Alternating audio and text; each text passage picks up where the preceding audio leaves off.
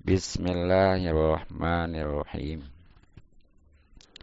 Wa yusannu, dan disunahkan, ala yaj'ala, untuk tidak menjadikan as-sutrota, sutroh, tilqa awajihi, di hadapan wajahnya, bal an yaminihi, akan tetapi mestinya di sebelah kanannya, au yasarihi, atau sebelah kirinya.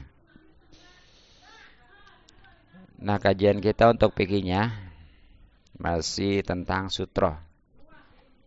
Perlu diingat dan diketahui sebagaimana sutroh itu hukumnya sunnah ya. Dan sutroh itu kemarin seperti yang paling utamanya adalah menghadap semacam tembok atau tiang. Kemudian ya tongkat, kemudian sejadah, dan terakhir adalah menggaris gitu ya.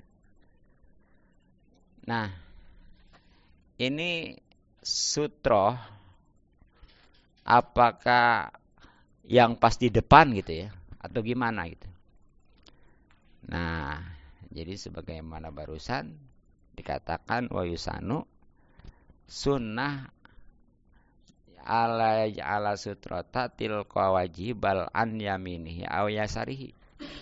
Jadi untuk tidak menjadikan sutroh yang dihadapkan itu ya di hadapannya, pas di hadapannya, bukan ya sunahnya, tapi itu mau di sebelah kiri atau sebelah kanan gitu. Jadi kalau mungkin ini kalau bentuknya tiang kali ya, ataupun mukanya seperti kemarin tongkat gitu ya.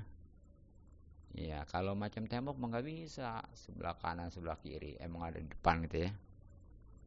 Tuh, jadi tuh kecuali tembok lebar pengimaman tuh ya, itu mah kan ada ininya. Dan memang tuh seperti si imam juga. Kalau memang makmumnya baru satu, kan itu makmum berdirinya setengah barisan ya. Tuh kalau makmum satu. Ntar kalau datang lagi itu si imam makmum yang kedua berdirinya sejajar dengan si makmum, tapi di sebelah kirinya si imam kan gitu ya. Nah setelah takbiratul ihram tuh dua-duanya mundur 2 langkah ya, sehingga posisinya jadi barisan gitu ya. Nah kan itu kalau si makmumnya ngerti. Kalau si makmumnya nggak ngerti kan si imam yang maju. Nah itu kalau seandainya pas di depan ya, itu bagaimana nantinya? Bisa-bisa ketika rukunya itu kegentus ya. Iya makanya itu kudunya kalau makmumnya baru satu mah tuh si imamnya di inian itu di luar apa pengimaman gitu ya. Nah itu yang jelas temboknya tuh mau istilahnya sebelah kanan atau sebelah kiri gitu tuh. Paham nggak? Iya, jadi seandainya dia maju juga nanti nggak mentok. Begitu. Gitu ya. Iya, iya. Di belakang ya di barisan pertama gitu ya. Di sop pertama gitu ya, gitu. Jadi jangan masuk ke pengimaman lah kalau kalau imam makmumnya baru satu gitu aja. Iya, gitu caranya. Jangan ya seandainya memang langsung masuk juga ya dapat aja, boleh-boleh aja berjamaah, tapi ini kasihan si makmumnya itu nggak dapat keutamaan berjamaah begitu tuh diantaranya. Yang mestinya dia berdirinya itu setengah barisan ya. Ya di sebelah kanan si imam ini langsung berbentuk barisan, itu juga suatu kemakruhan yang nantinya bisa menghilangkan keutamaan berjamaah gitu. Iya makruh. Gitu ya. Nah itu mungkin kalau barisan pertama ya.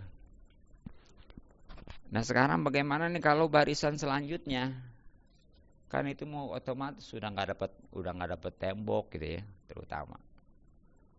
Nah, wakullu sopin, dan setiap-tiap barisan sutratun itu menjadi sutroh liman khalfahu bagi orang yang berada di belakangnya.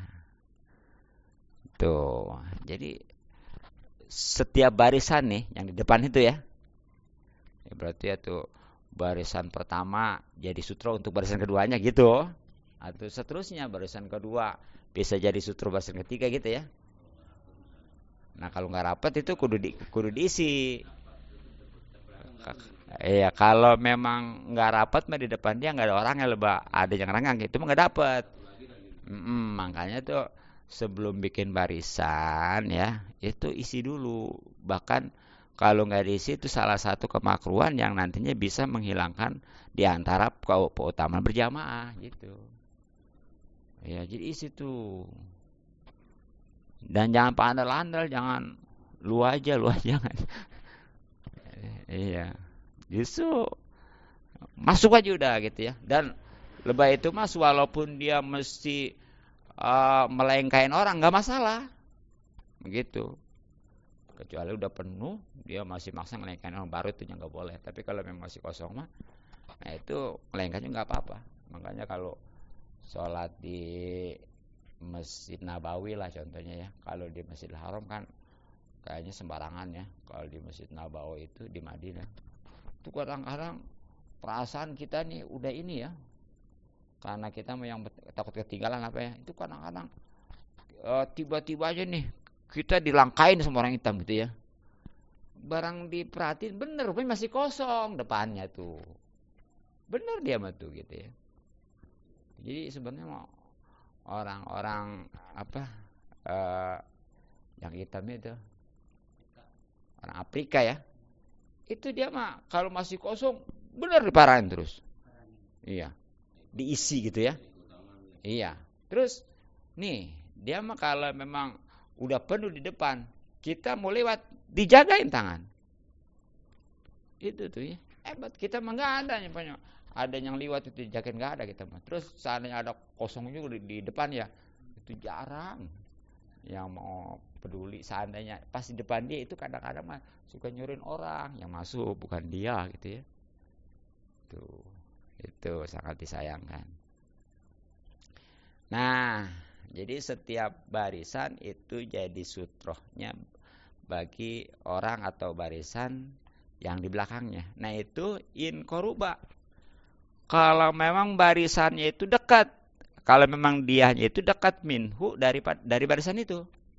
Ya kemarin kan ya. Jangan lebih daripada 3 asta. Ya kan? 3 asta itu kurang lebih 1,5 meter lah. Ya ukuran sejadah. Iya. Ukuran sop lah gitu ya. Ya sop barisan. Bukan sop ayam, sop iga segala apa.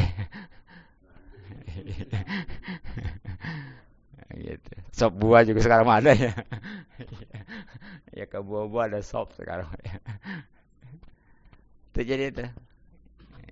Nah, adapun kalau barisannya lebih daripada umpamanya sekedar barisannya itu mah nggak jadi gitu. Jadi itu. Nah, kola bahkan berkata Al-Bagawi Imam Bagawi Sutratul imami sutrohnya imam sutratu man khalfahu itu jadi sutrohnya orang yang ada di belakang imam. Itu ya bahkan nih kalau menurut pendapat Imam Bagawi ulama tahun 516 ya. Berarti mutakhir ini. Bahwa yang namanya sutrohnya imam kan tembok tuh di depannya. Itu menjadi sutrohnya orang-orang yang ada di belakang imam. Ya mungkin seperti tadi itu ya. Karena si imam itu makmumnya baru satu, kan nggak masuk ke pengimaman tuh ya, tapi ada di saf awal. Bener nggak? Iya. Dan tadi kalau umpamanya si makmum yang kedua itu ngerti mundur kan ya, otomatis statusnya udah pas si imam ini di saf pertama, di barisan pertama, si makmum yang dua kan di barisan kedua. Kan kalau secara ini mah tuh barisan pertama mah kosong kan? Cuma diisi sama si imam ya. Tapi ini menurut Imam Bogor itu ya, itu sutrohnya yang dihadapkan si imam itu menjadi sutro juga bagi si makmum yang ada di barisan kedua ya, gitu. Barisan kedua ya, karena barisan ke satunya kosong karena di sisi imam kan, itu begitu. Nah, itulah ya menurut pendapat Imam Bagawi. Kemudian walau ta'arodot, kalau berlawanan as-sutratu sutro wal kurbu dan dekat minal imami dari imam awis sopul awalu ataupun barisan pertama. Nah, pamaladzi yuqaddamu, maka mana yang kudu didahulukan. Nah, ini kudu make kodiyah ya. Kodiyah itu kalau menurut kitab Johar Tauhid mah Johar Maknun ya. Ada lab asam rotab, jadi dipisah-pisah supaya mudah dipahami gitu ya. Makanya rangkaiannya gini.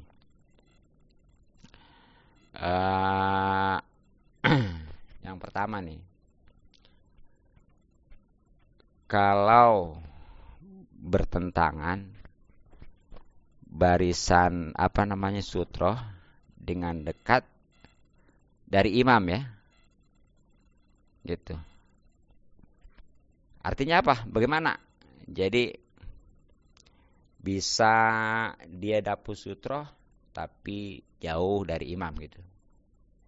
Atau sebaliknya, bisa dia dekat dengan imam ya, tapi jauh ke sutro gitu.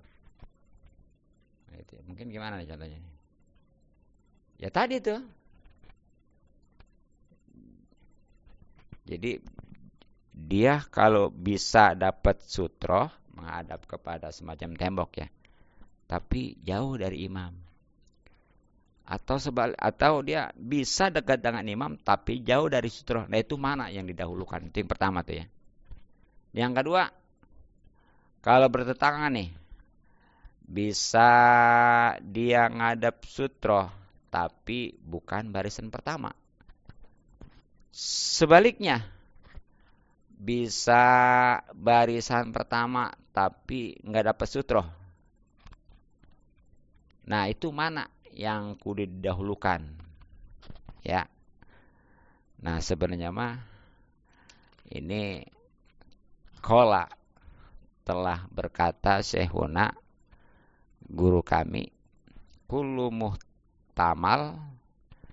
Nah, itu semuanya jadi memungkinkan, pantas-pantas saja.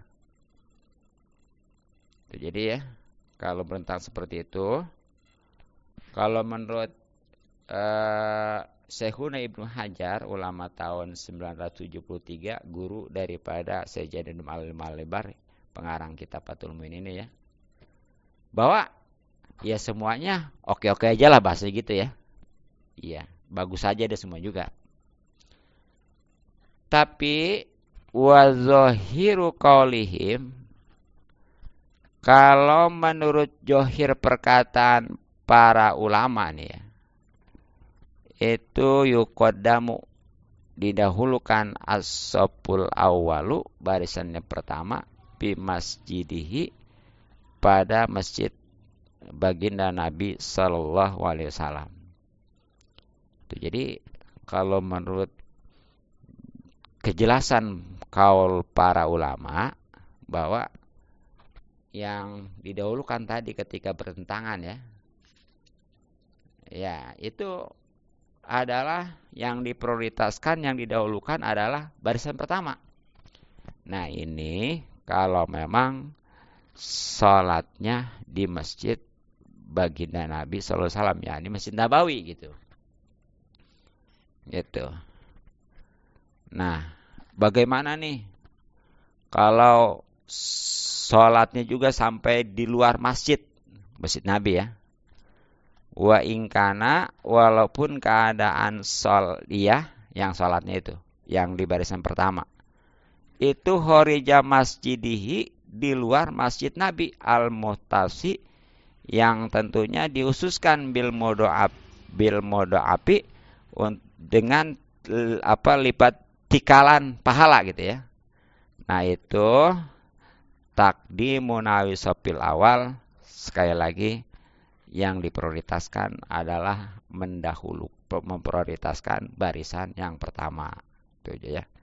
Jadi kesimpulannya, kalau memang bertentangan nih antara sutro dengan dekat dengan si imam, ataupun dia dapat sutro tapi bukan barisan pertama gitu ya.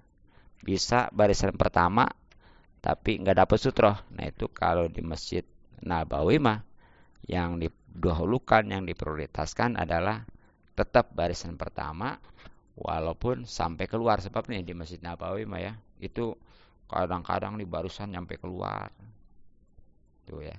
Jadi nih dia mah ke samping kiri kanannya, terutama ke kanan tuh ya, itu luas ya. Bahkan Masjid Nabawi begini, itu rupanya mah di bawahnya mah kopong, ada WC segala apa di bawah tuh.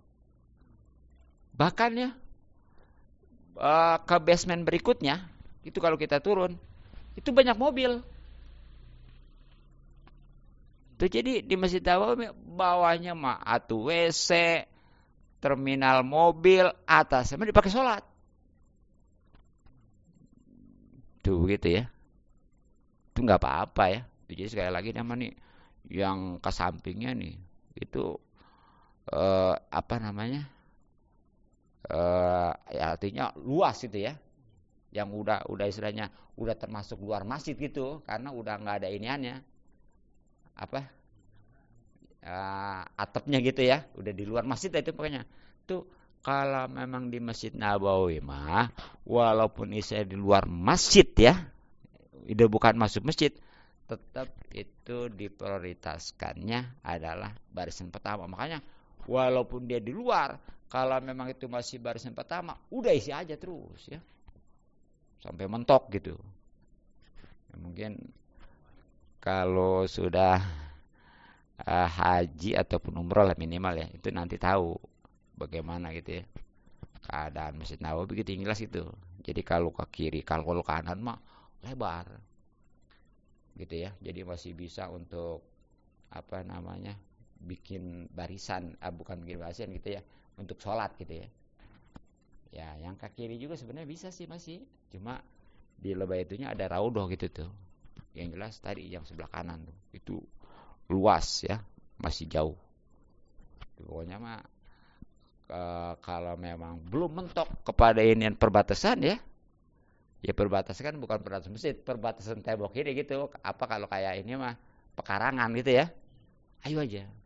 Sebab itu yang diprioritaskan, karena memang paling utamanya sholat ya ketika berjamaah adalah barisan pertama. Nah makanya tuh kalau ini juga ya, kalau umpamanya apa namanya sholat berjamaah di sini kita nih, pokoknya masjidnya lebar gitu ya, itu kalau memang belum penuh mah ayo aja, walaupun jauh katanya melebar jauh masjidnya, nggak apa-apa, bisa aja dulu barisan pertama. Iya kita nggak lebar ini ya, beberapa orang ya. Ya kan kalau macam Masjid Nabawi mah kan itu tadi bisa ratusan itu sebarisnya ya, sebarisnya gitu. Bisa ratusan itu ya. Panjang, lebar lah gitu ya. Jadi gitu. Gitu ya. Dan eh, yang paling utama kan sebelah kanan ya.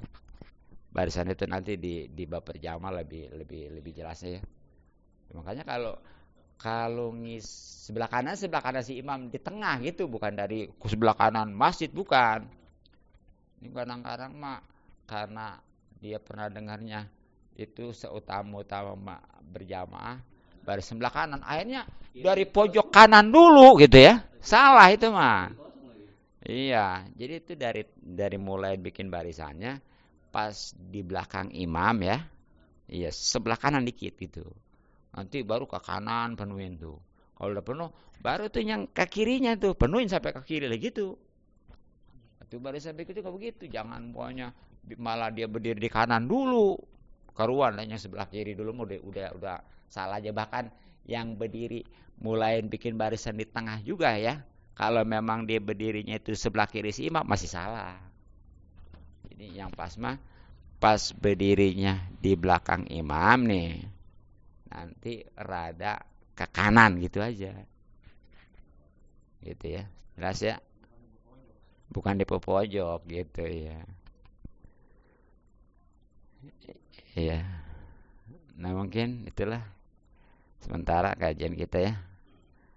Nanti mungkin bagaimana nih kalau kita udah ada sutroh ya semacam tadi. Kemudian ada orang liwat nih. Ini kudunya gimana? Walaupun tadi ada bocoran tuh ya. Kalau memang kita benar-benar udah disiplin dengan sutrohnya, ada yang lewat, itu seandainya dipukul juga nggak kesalahan itu ya. Nantilah lebih jelas ada keterangannya. Nah, mungkin cukup, mudah-mudahan manfaat. Wallahu a'lam bishawab.